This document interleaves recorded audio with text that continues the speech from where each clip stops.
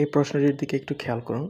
√5 plus √5 plus √5 অর্থাৎ 3টি √5 আছে অ্যান্ড ডিভাইডেড বাই √15। তো আমরা জানি 3টি একই সংখ্যার যোগফল 3 ইন্টু ওই সংখ্যাটাই হবে। যেমন a plus a plus a equal to 3a। তার মানে √5 যদি 3টা আছে যোগ আকারে, তার মানে হবে 3 ইন্টু √5।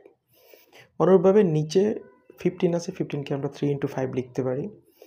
রুট ওভারের নিচে 3 ইন্টু 5 লিখে দিলাম।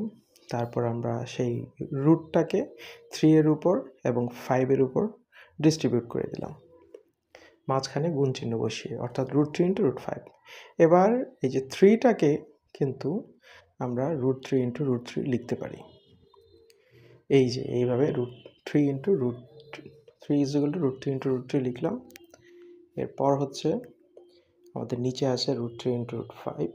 তো দেখুন, উপরে √5, নিচে √5 কাটলাম, নিচে √3, উপরে √3 কাটলাম, এবং উপরে শুধুমাত্র একটি √3 রয়েছে, অর্থাৎ আমাদের কাঙ্ক্ষিত উত্তর হচ্ছে √3। অপশান সি হচ্ছে সঠিক উত্তর।